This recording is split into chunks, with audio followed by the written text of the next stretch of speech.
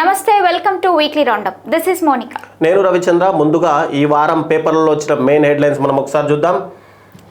రాష్ట్రంలో పెరిగిన మొత్తం గ్రామీణ ఓటర్ల సంఖ్య. రాష్ట్రంలో గత 2019 లెక్కల ప్రకారము ఇప్పటి ఓటర్ల సంఖ్యకు దాదాపు 30,16,000 పైచిలకు ఓటర్లు రాష్ట్ర వ్యాప్తంగా పెరిగారంటూ ఎలక్షన్ కమిషన్ అయితే తెలిపింది. దాంట్లో చూసుకుంటే టోటల్గా రాష్ట్ర వ్యాప్తంగా ఉన్న ఓటర్లు 1,67,33,584 మంది ఓటర్లు టోటల్గా శాసనసభ ఎన్నికల్లో అయితే ఓటు వేశారు. దీంట్లో కేవలం శాసనసభ ఓటర్ల ఆధారంగానే ఇప్పుడు గ్రామీణ స్థాయి ఓటర్లకు ఏవైతే గ్రామ పంచాయతీ ఓటింగ్ కానీ లేదా స్థానిక సంస్థల ఓటింగ్లకు ఆల్రెడీ రాష్ట్ర వ్యాప్తంగా త్వరలోనే నోటిఫికేషన్ రాబోతుంది. దీంట్లో ఓటర్ల జాబితాని అటు ఎన్నికల కమిషన్ తెప్పించుకున్నట్లయితే మనకు సమాచారం తెలుస్తుంది. దాంట్లో భాగంగా చూసుకుంటేనే 1,67,33,584 మంది ఓటర్లు రాష్ట్ర వ్యాప్తంగా ఉన్నారు. ముఖ్యంగా చూసుకుంటే నల్గొండ జిల్లాలో అత్యధికంగా, మేడ్చల్ జిల్లాలో అత్యల్పంగా ఓటర్ల సంఖ్య. మరోవైపు రాష్ట్ర వ్యాప్తంగా ఉన్న ఓటర్లలో పురుషుల కంటే మహిళలే ఎక్కువ ఉన్నట్టయితే మనకు తెలుస్తుంది. ఇక గ్రామ పంచాయతీల్లోని ఓటర్ల జాబితాను టోటల్గా ఎలక్షన్ కమిషన్ అయితే విడుదల చేసింది. దీంట్లో చూసుకుంటే మనకు గ్రామీణ ఓటర్ల టోటల్గా 1,60,33,584 మంది గ్రామీణ ఓటర్లు ఉండగా వారిలో 85,28,573 మంది మహిళలు, 82,04,518 మంది పురుషులు, 493 మంది ట్రాన్స్జెండర్స్ ఉన్నారు. మొత్తం 538 గ్రామీణ మండలాల్లో 12,867 గ్రామ పంచాయతీలు, 1,13,722 వార్డులు ఉన్నట్టు ఎన్నికల సంఘం అయితే వెల్లడించింది. ఇక నెక్స్ట్ హెడ్లైన్ చూస్తే కనుక ఇసుక అక్రమ రవాణా కట్టడిలో వైఫల్యం, 3 సిఐలు 13 మంది ఎస్ఐలపై వేటు. రాష్ట్రంలో గత కొన్ని రోజుల నుంచి ఇసుక రవాణాపై తెలంగాణ సర్కార్ అయితే దృష్టి సారించింది. దీంట్లో భాగంగా ఇసుక అక్రమ రవాణా ఎక్కడెక్కడ జరుగుతుంది అనే దాని మీద మెయిన్గా పకడ్బందీ చర్యల్లో భాగంగా నిఘా పెట్టిన దాఖలాలు అయితే మనకు కనిపిస్తున్నాయి. దాంట్లో చూసుకుంటే దాదాపుగా 3 సిఐలతో పాటు 13 మంది ఎస్ఐల పూర్తి భాగోతం, అంటే ఇసుక తవ్వుకొని లారీలకు ఇష్టారీతిన కావాల్సిన వారికి పర్మిషన్లు ఇవ్వడంలో ఈ సిఐలు ఎస్ఐలు ప్రముఖ పాత్ర పోషించారు అంటూ కూడా అటు పోలీసు శాఖ అయితే నివేదికలు జారీ చేసింది. ఇప్పటికే వీళ్ళందరికీ కూడా విఆర్ వేకెన్సీ రిపోర్ట్ ఇచ్చేసి వాళ్ళందరినీ కూడా విఆర్కి పంపించిన దాఖలాలు అయితే మనకు కనిపిస్తున్నాయి. ఇక దీని మీద పూర్తి వ్యవస్థ తెలంగాణ అయితే దృష్టి సారించింది. ఇక రాబోయే రోజుల్లో దీంట్లో ఎంతమంది ఉన్నారనేది కూడా ఇంకా తెలియాల్సి ఉంది. ఇక నెక్స్ట్ హెడ్లైన్ చూస్తే కనుక పేదల ఇల్లు కూలిస్తే ప్రభుత్వము కూలుతుంది, డ్రైనేజీ సమస్య పరిష్కరించకుండా మూసీ సుందరీకరణ అనాలోచితం అంటున్న కేంద్ర మంత్రి జి కిషన్ రెడ్డి. తెలంగాణలో రాష్ట్ర వ్యాప్తంగా మెయిన్గా హైడ్రా అయితే హల్చల్ చేస్తుంది. ఒకవైపు రేవంత్ రెడ్డి గెలిచిన తర్వాత ఆయన మానస పుత్రికగా ఈ హైడ్రాన్ అయితే చెప్తున్నారు.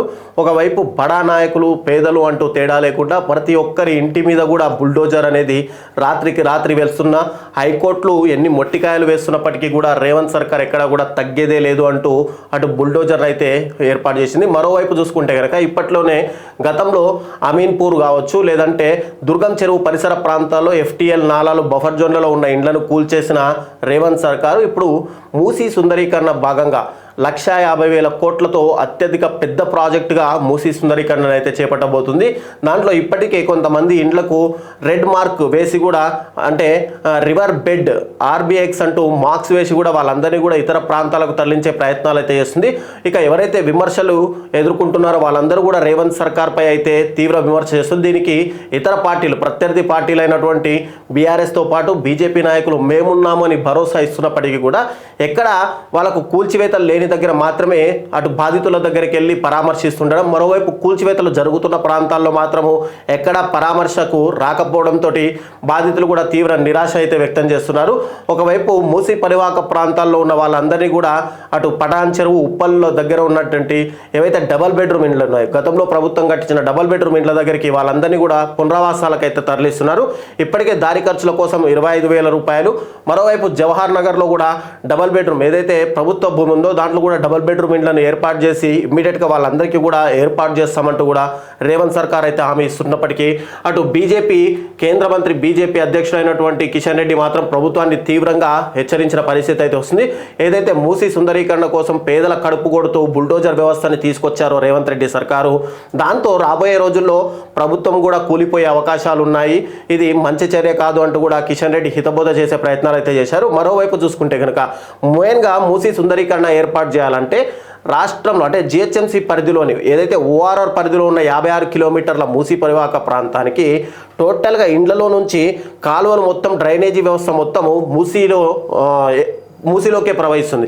ముందుగా ఈ డ్రైనేజీ వ్యవస్థని కట్టుదిట్టంగా ఏర్పాటు చేసి దీనికి ప్రత్యామ్నాయ మార్గాలు ఏర్పాటు చేస్తేనే రాబోయే రోజుల్లో ఏదైతే మూసీ సుందరీకరణ ప్రాజెక్ట్ అంటున్నారో ఆ ప్రాజెక్టుకి పూర్తిగా అది సుందరీకరణ జరిగే అవకాశాలు అవుతున్నాయి. ఒకవైపు డ్రైనేజీ వ్యవస్థ సరైన పద్ధతిలో లేనప్పుడు మీరు ఎంత మూసీ సుందరీకరణ చేసి ఎన్ని వేల కోట్లు ఖర్చు చేసినప్పటికీ కూడా మళ్ళీ డ్రైనేజీ వ్యవస్థ యథావిధిగానే మళ్ళీ మూసీలోకి కలిసే అవకాశాలు ఉన్నాయి. కాబట్టి దీని మీద పటిష్టమైన భద్రత తీసుకొని ఇమ్మీడియట్గా ఈ డ్రైనేజీ వ్యవస్థకు ప్రత్యామ్నాయ మార్గాలు ఏర్పాటు చేయాలంటూ కూడా కిషన్ రెడ్డి అయితే సూచించారు. ఇక నెక్స్ట్ హెడ్లైన్ చూస్తే కనుక 10లో 4 కంపెనీలు ఇక్కడే, ఐటీ ఫార్మాలకు మించి ఉపాధి కల్పిస్తున్న ఎంఎస్ఎంఈ రంగం. హైదరాబాద్ మెయిన్గా చూసుకుంటే కనుక దేశవ్యాప్తంగా ఐటీ రంగానికి పేరు మోసినది హైదరాబాద్ అని చెప్పుకోవచ్చు. ఐటీ కారిడార్ బెంగళూరు తర్వాత అత్యధిక ఐటీ కారిడార్ వ్యవస్థ ఉన్నది కేవలం హైదరాబాద్లోనే. ఇక్కడ చూసుకుంటే కనుక హైదరాబాద్ అనగానే మనకు ఐటీ ఫార్మా రంగాలే గుర్తుకొస్తాయి. ఈ రెండింటిని మించిన ఉపాధి కల్పిస్తున్న మరో రంగమే సూక్ష్మ చిన్న మధ్య తరహా పరిశ్రమలు ఎంఎస్ఎంఈలు. తెలంగాణ రాష్ట్ర వ్యాప్తంగా ఉన్న ఎంఎస్ఎంఈలో 40% రాజధాని పరిధిలో ఉన్నాయి. అంటే మేడ్చల్, రంగారెడ్డి, హైదరాబాద్ జిల్లాల పరిధిలోనే ఉన్నాయి. గుండు సూదులు మొదలుకొని అటు రాకెట్ల వరకు ప్రతిదీ కూడా హైదరాబాద్లోనే తయారు చేసే విధంగా అయితే ఎంఎస్ఎంఈలు తోడ్పాటును అందిస్తున్నాయంటూ కూడా మనకు బ్యాన్ రైటం అయితే ఇచ్చారు. ఇక నెక్స్ట్ హెడ్లైన్ చూస్తే కనుక నెత్తురోడిన దండకారణ్యం, మృతుల్లో రాష్ట్ర కమిటీ సభ్యుడు కమలేష్. మధ్యాహ్నం నుంచి సాయంత్రం వరకు కాల్పులు, చరిత్రలో రెండో అతిపెద్ద ఘటన. మావోయిస్టు పార్టీకి కోలుకోలేని దెబ్బ తగిలింది. ఏదైతే నిన్న సాయంత్రం మార్నింగ్ నుంచి సాయంత్రం వరకు అటు ఆయుబ్గఢ్ ఛత్తీస్గఢ్ రాష్ట్రంలోని ఆయుబ్మడ్ అడవులు ఏవైతే ఉన్నాయో అక్కడ పోలీసులకు, భద్రతా దళాలకు మరియు మావోయిస్టులకు మధ్య తీవ్రమైన కాల్పులు అయితే జరిగాయి. మెయిన్గా ఈ ఆయుబ్మడ్ అడవుల గురించి మనం మాట్లాడుకుంటే ఆయుబ్మడ్ అడవులు అనేవి బ్రిటిషు కాలం నుంచి ఇప్పటి వరకు కూడా పూర్తి స్థాయిలో సర్వే చేయని ఒక ప్రాంతం భారతదేశంలో ఉన్నప్పుడు. ఇక్కడ దట్టమైన అటవీ ప్రాంతంలో కొన్ని గుట్టల సముదాయంలో చాలా వరకు గుహలతో నిండి ఉంటాయి. ఇక్కడికి పోలీసులు వెళ్ళాలన్నా లేదంటే ఇతర బలగాలు వెళ్ళాలన్నా కూడా అది అసాధ్యమని చెప్పుకుంటుంటారు. అలాంటి ప్లేస్లలో మావోయిస్టులు తమ కార్యకలాపాలను నిర్వహిస్తూ అటు దేశవ్యాప్తంగా వాళ్ళ ప్రోగ్రామ్స్ ఏమైనా ఉన్నాయా లేదంటే వాళ్ళకు సంబంధించినవి మొత్తం కార్యక్రమాలు మొత్తం అక్కడి నుంచే ఏర్పాటు చేస్తారు. అలాంటి ఆయుమ్మడి అడవుల్లోకి కేంద్ర బలగాలు ఇమ్మీడియట్గా చొచ్చుకొని వచ్చి నిన్న ఎదురుకాల్పులు జరపడంతో దాదాపు 30 మంది మావోయిస్టులు అయితే మృతి చెందారు. ఇంకా చాలా వరకు మృతదేహాలు వెలికి తీసే అవకాశాలు కూడా కనిపిస్తున్నాయి. ఇక్కడ పోలీసు భద్రతా దళాలకు మావోయిస్టులకు మధ్య జరిగిన కాల్పుల్లో చాలా వరకు AK-47లు ఇతర మిసైల్స్కి సంబంధించిన తుపాకులు కూడా పోలీసులు అయితే కనుగొన్నారు. ఇక్కడ చనిపోయిన వాళ్ళందరూ మావోయిస్టులేనా లేకపోతే దాంట్లో ఆ గ్రామాలకు సంబంధించిన ప్రజలు ఎవరైనా ఉన్నారనే దాని మీద కూడా దర్యాప్తు అయితే జరుగుతుంది. దీని మీద ఛత్తీస్గఢ్ ముఖ్యమంత్రిని ఎప్పటికప్పుడు హోంమంత్రి అమిత్ షా కూడా దర్యాప్తు చేస్తున్నట్టయితే వివరాలు తెలుసుకున్నట్టయితే తెలుస్తుంది. ఇప్పటికే ఇక్కడ భద్రతా దళాలకు సంబంధించి మనం చూసుకుంటే కనుక 2026 వరకు దేశవ్యాప్తంగా అసలు మావోయిస్టులు అనే వాళ్ళే లేకుండా చేస్తానంటూ కూడా అమిత్ షా చాలా స్పష్టంగా చెప్పారు.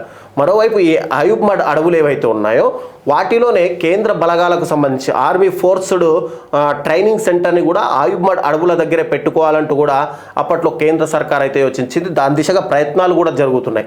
అక్కడ గనక ఆయుబ్మడ్లో మిలిటరీ క్యాంప్ కనుక పెట్టుకుంటే ఖచ్చితంగా ఆయుబ్మడ్ చుట్టుపక్కల ప్రాంతాలన్నీ కూడా కూంబింగ్ నిర్వహించడానికి కానీ పోలీసు బలగాలకు అక్కడ హెల్ప్ చేయడానికి కానీ అత్యద్భుతంగా ఉంటుందంటూ కూడా కేంద్రం సూచించింది. మరోవైపు అలాంటి ప్రయత్నాలు జరుగుతున్న ఈ సమయంలోనే ఆయుబ్మడ్లో ఒక్కసారిగా ఎన్కౌంటర్ జరగడం, ఇది చూస్తే కనుక 2018 తర్వాత అంత భారీ మొత్తంలో మళ్ళీ ఇంత పెద్ద ఎన్కౌంటర్ కేవలం నిన్న మాత్రమే జరిగింది.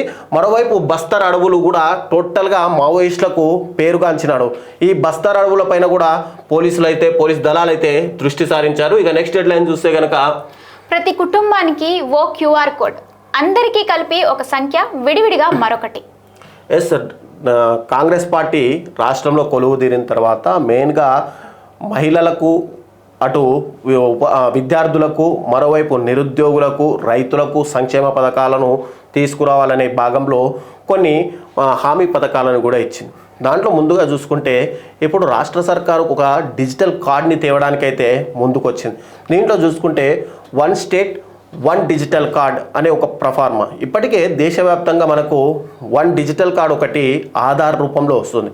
ఈ ఆధార్ చూసుకుంటే కనుక ప్రతి వ్యక్తికి ఒక ఐడెంటిటీ నెంబర్ని ఏర్పాటు చేసి అతని టోటల్ బయోగ్రఫీ మొత్తం దాంట్లో ఉండే విధంగా ఆధార్ రూపొందిస్తే, ఇక రాష్ట్ర సర్కారు మాత్రం ఒక వ్యక్తికి సంబంధించి కుటుంబంలో ఒక నలుగురు ఉన్నారనుకోండి, నలుగురికి ఒక్కొక్క ఐడెంటిఫికేషన్ నెంబర్ని మరియు ఫ్యామిలీ అంతా కలిపి ఒక బార్ కోడ్ క్యూఆర్ కోడ్ని ఏర్పాటు చేయనున్నట్టయితే తెలుస్తుంది.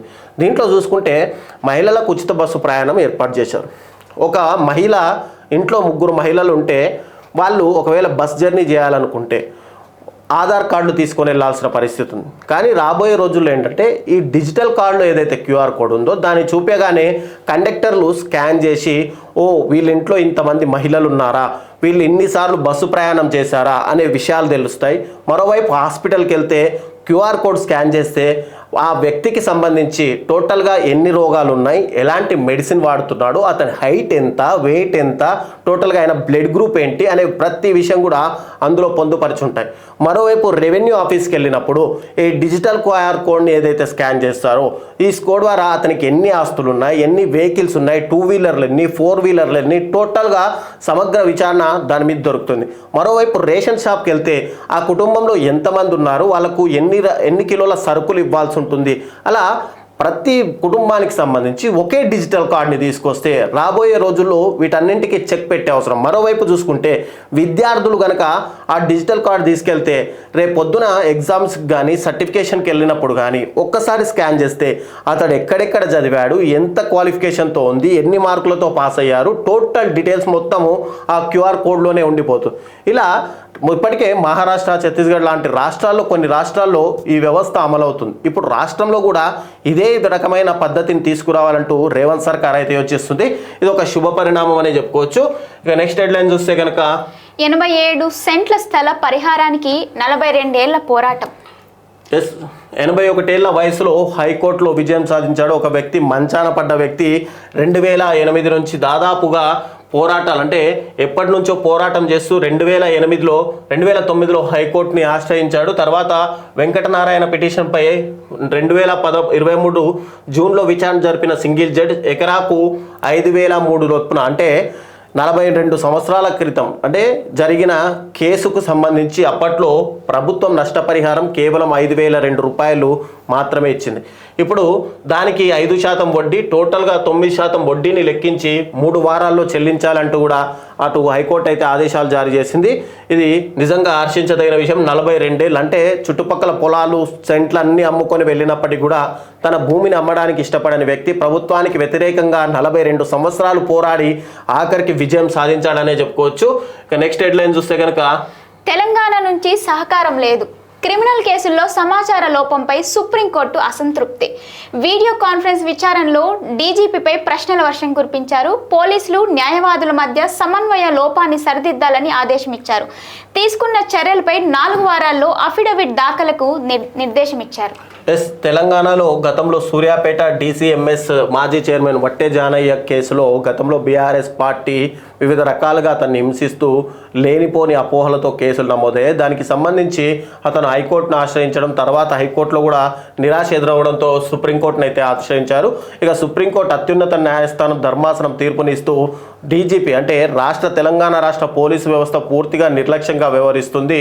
టోటల్గా క్రిమినల్ కేసుల్లో వాళ్ళ సమాచారం కూడా తెచ్చుకోలేని పరిస్థితి ఉంది, వాళ్ళు ఇవ్వలేని పరిస్థితిలో ఉన్నారు అంటూ కూడా డీజీపీపై జితేందర్పై అయితే ఆ సుప్రీంకోర్టు అయితే ఆగ్రహం వ్యక్తం చేసింది.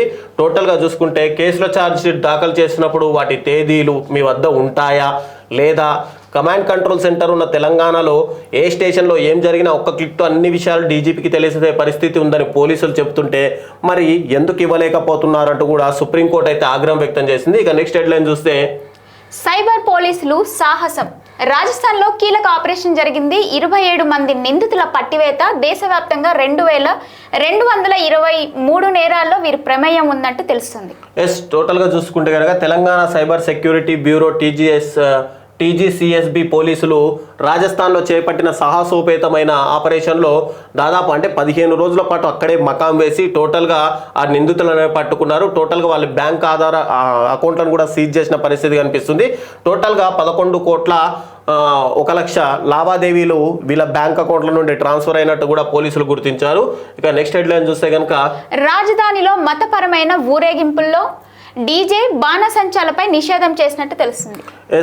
ఎక్కడ మత ర్యాలీలు జరిగిన, దేవుళ్లకు ర్యాలీలు జరిగిన, పెళ్ళిళ్ళు జరిగిన, శుభకార్యాలు జరిగిన, ఏం జరిగినా కూడా రాష్ట్రంలో కాకుండా మెయిన్గా జిహెచ్ఎంసీ పరిధిలో చూసుకుంటే డీజేల మోత, బాణసంచాల మోత ఒకే రకంగా చెవుల్లో వినిపిస్తుంది. వీటన్నింటికి చెక్ పెడుతూ సిపి ఆనంద్ అయితే ఉత్తర్వులు జారీ చేశారు. ఇప్పటికే అన్ని మతాల పెద్దలతో చర్చలు జరిపిన తర్వాత టోటల్గా రాత్రి 10 గంటల నుంచి ఉదయం 6 గంటల వరకు తెలంగాణ అంటే జిహెచ్ఎంసీ పరిధిలోని సైబరాబాద్ సెక్యూరిటీ పరిధిలోని ఎక్కడ కూడా టోటల్గా బాణసంచాలను నిషేధిస్తూ మరోవైపు డీజేలను కూడా నిషేధిస్తూ అయితే ఉత్తర్వులు జారీ చేశారు. ఇక ఎక్కడైతే పర్మిషన్ ఉన్న ప్రాంతాలు ఉంటాయో అక్కడ చిన్న వోల్టేజ్తో డీజేలు కాదు, కేవలం మైక్ సిస్టమ్ మాత్రమే పెట్టుకునేలాగా అటు ఆదేశాలు అయితే జారీ చేశారు. మరోవైపు ఈ బాణసంచాలు కూడా పూర్తిగా నిషేధిస్తున్నట్టు అటు సిపి ఆనంద్ అయితే తెలిపారు. ఇక నెక్స్ట్ హెడ్లైన్ చూస్తే ఆంధ్రప్రదేశ్కు మళ్ళీ లూలు గ్రూప్. జగన్ తీరు నచ్చక వెళ్లిపోయిన సంస్థ చంద్రబాబు సీఎం కావడంతో తిరిగి వచ్చారు. సీఎంతో ఆ సంస్థ చైర్మన్ యూసుఫ్ అలీ బృందం భేటీ చేశారు. అత్యంత పెద్ద పారిశ్రామిక షాపింగ్ మాల్స్లో ఒకటి లులు గ్రూపు. గతంలో వైఎస్ జగన్ అంటే చంద్రబాబు హయాంలోనే దాదాపు చూసుకుంటే కనుక మనకు 13.83 ఎకరాల భూములను అప్పట్లో లులు గ్రూప్కి అయితే కేటాయించారు. దాంట్లో పెద్ద ప్రాజెక్టులు తీసుకురావాలని కూడా లులు గ్రూప్ అయితే ఏర్పాటు చేసుకుంది. 2200 కోట్ల పెట్టుబడితో షాపింగ్ మాల్, 5000 సీట్ల సామర్థ్యంతో అంతర్జాతీయ స్థాయి కన్వెన్షన్ కేంద్రం, 5 నక్షత్రాల హోటల్, 5 స్టార్ హోటల్ నిర్మాణంతో 10,000 మందికి ఉపాధి కల్పించే లక్ష్యంతో 2018లోనే ఏర్పాటు చేసుకున్నారు. కానీ ఆ తర్వాత చంద్రబాబు నాయుడు గవర్నమెంట్ పడిపోవడం, మరోవైపు టోటల్గా వైఎస్ జగన్మోహన్ రెడ్డి ప్రభుత్వం ఏర్పాటు చేయడంతో ఇక లులు గ్రూప్కి అనేక ఇబ్బందులు అయితే దాంట్లో భాగంగానే ఇక మేము ఆంధ్రప్రదేశ్ రాష్ట్రానికి స్వస్తి చెప్తున్నాం, మీకు ఇక ఎప్పుడు రాము అంటూ వెళ్ళిపోయిన లులు గ్రూప్ అధినేత మళ్ళీ చంద్రబాబు నాయుడు సీఎం అవడంతో రాష్ట్రంలో పెట్టుబడులు పెట్టడానికైతే సుముఖత వ్యక్తం చేశారు. దాంట్లో భాగంగానే అటు సీఎం చంద్రబాబు నాయుడిని కలిసి సాధారణంగా ఇద్దరి మధ్య చర్చ అయితే జరిగింది. ఇక రాబోయే రోజుల్లో మళ్ళీ ఇదే ప్లేస్లో పెడతారా లేదంటే కొత్త వేరే ప్లేస్ ఏమైనా కేటాయిస్తారా అనేది తెలియట్లేదు. కానీ ఖచ్చితంగా విజయవాడ, విశాఖ, తిరుపతిలో మాత్రం మాల్స్, మల్టీప్లెక్స్లు పెట్టడానికి లులు గ్రూప్ అయితే సుముఖత వ్యక్తం చేసినట్టు తెలుస్తుంది. ఇక నెక్స్ట్ హెడ్లైన్ చూస్తే 6 కారిడార్లు 116.2 కిలోమీటర్లు 32,237 కోట్ల అంచనాతో మెట్రో 2వ దశ ప్రాజెక్టు స్టార్ట్ అవబోతుంది. నాగోల్ నుంచి శంషాబాద్ విమానాశ్రయ మార్గానికి సీఎం ఆమోదం తెలిపారు. రావిర్యాల మీదుగా 4th సిటీకి ప్రతిపాదన చేశారు. హైదరాబాద్ ఎయిర్పోర్ట్ మెట్రో రైలు ఎండి ఎన్విఎస్ రెడ్డి వెల్లడి చేశారు. టోటల్గా హైదరాబాద్లో 3వ దశ ప్రాజెక్ట్, 4వ దశ ప్రాజెక్టు ఎప్పటి నుంచో ఏర్పాటు అవుతుంది అంటూ మనకు అటు ఈరోజు రేపు అంటూ వాయిదాలు పడుతూనే వచ్చింది. ఆ తర్వాత కాంగ్రెస్ పార్టీ అధికారంలోకి రావడం, అత్యంత ప్రతిష్టాత్మకంగా రైల్వే ప్రాజెక్టు తీసుకుంటున్నామని చెప్పడంతో ఇక త్వరలోనే పట్టాలెక్కుతుంది అని అందరూ భావించారు. ఆ తర్వాత ఏదైతే రాయదుర్గం నుంచి విమానాశ్రయం వరకు అటు కారిడార్ ఏర్పాటు చేస్తారు, మెట్రో 4వ దశ ప్రాజెక్టు జరుగుతుంది అనుకున్నారు, దాన్ని పూర్తిగా రద్దు చేస్తూ అటు రేవంత్ సర్కార్ అయితే తీర్మానించుకుంది. ఇక మరోవైపు 4th సిటీ ఏదైతే ఎస్టాబ్లిష్ చేస్తున్నారో కొత్తగా రాష్ట్రంలో విద్యా నైపుణ్య యూనివర్సిటీని తీసుకొచ్చి అక్కడ ఫార్మాసిటీ ప్లేస్లో 4th యంగ్ స్కిల్ యూనివర్సిటీని తీసుకొస్తున్నారు.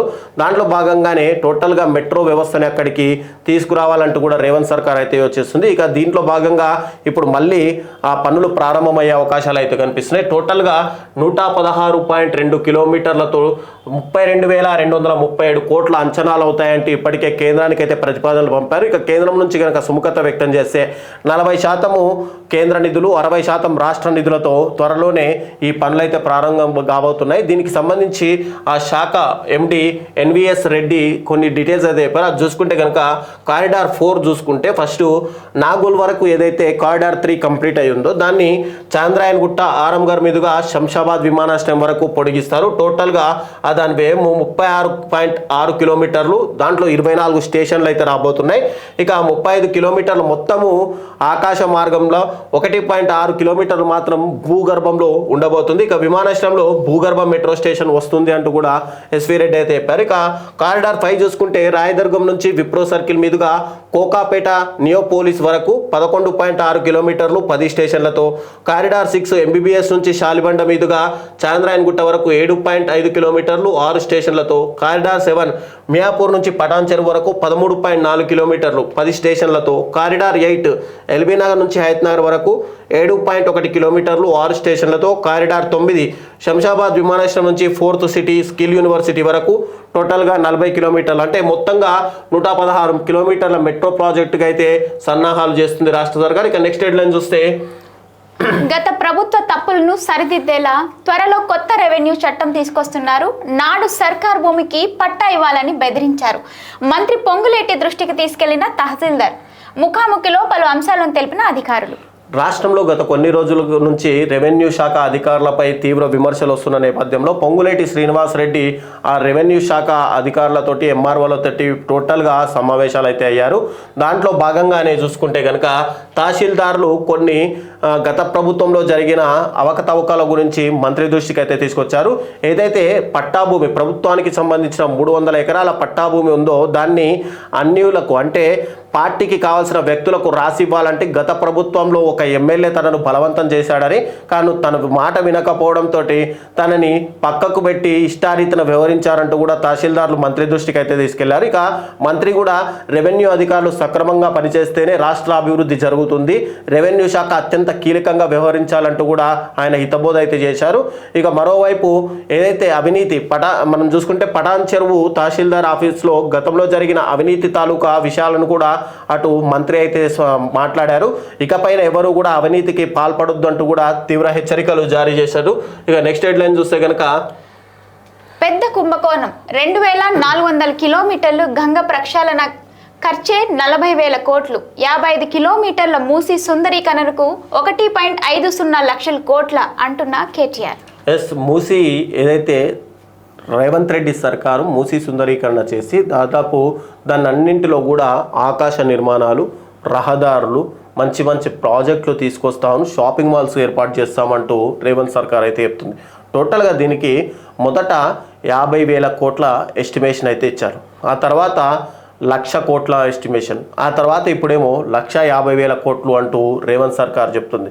టోటల్గా చూసుకుంటే మనము ఒక గంగా నవామి అంటూ ప్రధాని నరేంద్ర మోడీ ఆధ్వర్యంలో గంగా ప్రక్షాళన ఏర్పాటు చేశారు.